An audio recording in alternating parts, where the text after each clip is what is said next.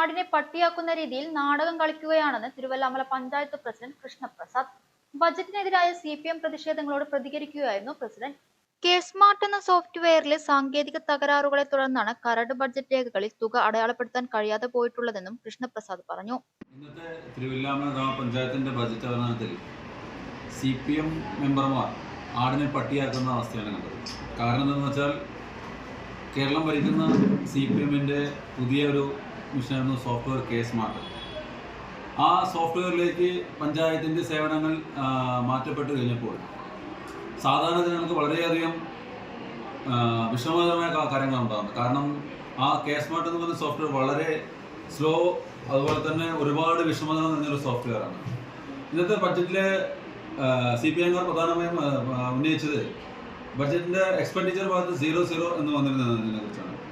അതിൻ്റെ ഏറ്റവും വലിയൊരു പ്രശ്നം എന്താണെന്ന് വെച്ചാൽ ഇക്കഴിഞ്ഞ ബഡ്ജറ്റ് അവതരിപ്പിച്ച എല്ലാ ഗ്രാമപഞ്ചായത്തുകളിലും കെ-സ്മാർട്ടിൻ്റെ ഭാഗമായിട്ട് 00 എന്ന് തന്നെയാണ് എക്സ്പെൻഡിച്ചർ ഭാഗത്തിൽ കാണിക്കുന്നത്. കാരണം DPC അംഗീകരിച്ച് വെറ്റിംഗ് കഴിഞ്ഞ് വന്നതിന് ശേഷം മാത്രമേ അത് റിവൈസ്ഡ് ബഡ്ജറ്റിൽ മാത്രമേ അത് എക്സ്പെൻഡിച്ചറിൻ്റെ പുറത്ത് നമ്മൾ വകയിരുത്തിയ തുക കാണിക്കുകയുള്ളൂ. DPC അംഗീകരിച്ച് നമുക്ക് റിവൈസ്ഡ് ബഡ്ജറ്റ് വരാനുള്ള ടൈം ഇല്ലാത്തതുകൊണ്ടും, കാരണം അടുത്ത ആഴ്ച തന്നെ നമ്മുടെ നിയമസഭാ തെരഞ്ഞെടുപ്പിൻ്റെ വിജ്ഞാപനം വരുന്നതുകൊണ്ട് അതിനു മുന്നേ ബഡ്ജറ്റ് അവതരിപ്പിക്കണമെന്നുള്ളതുകൊണ്ടാണ് നമ്മൾ ഇങ്ങനൊരു ബഡ്ജറ്റ് ഇവിടെ അവതരിപ്പിച്ചത്. കാരണം റിവൈസ്ഡ് ബഡ്ജറ്റ്, പുതിയ കെ-സ്മാർട്ടിലൂടെ റിവൈസ്ഡ് ബഡ്ജറ്റ് വരാൻ ടൈം എടുക്കും. അതുകൊണ്ടാണ് എക്സ്പെൻഡിച്ചർ ഭാഗത്ത് 00 എന്ന് അടയാളപ്പെടുത്തിയത്. അത് അറിഞ്ഞിട്ടും, അത് അവരുടെ സോഫ്റ്റ്വെയറാണ്, അവർക്ക് അതിനെക്കുറിച്ച് അറിഞ്ഞിട്ടും ജനങ്ങളെ തെറ്റിദ്ധരിപ്പിക്കുന്ന രീതിയിലാണ് ഇന്ന് അവരിവിടെ പെർഫോം ചെയ്തത്. സ്റ്റാൻഡിംഗ് കമ്മിറ്റികളിൽ ഇക്കാര്യങ്ങൾ ജനപ്രതിനിധികളെ അറിയിച്ചിട്ടുണ്ടെന്നും കൃഷ്ണപ്രസാദ് വ്യക്തമാക്കി.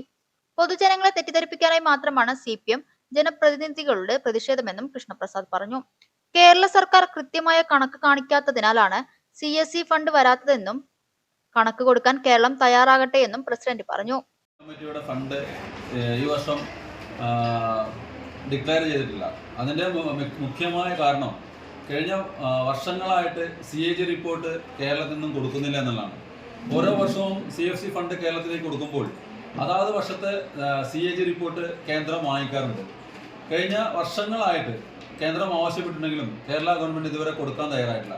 കാരണം CFC വകമാറ്റി ചെലവഴിക്കുന്നതാണ് എന്നുള്ളത് കൊണ്ട് മാത്രമായിരിക്കും കേന്ദ്രത്തിന് ഈ ഒരു ഫണ്ടിൻ്റെ ഡീറ്റെയിൽസ് അല്ലെങ്കിൽ CAG റിപ്പോർട്ട് കേരളം കൊടുക്കാതിരിക്കുന്നത്. കേരളം എന്ന് CAG റിപ്പോർട്ട് കൊടുക്കുന്നോ അതേ ദിവസം തന്നെ കേന്ദ്രം CFC ഫണ്ട് പാസ്സാക്കുമെന്നാണ് പറഞ്ഞിരിക്കുന്നത്.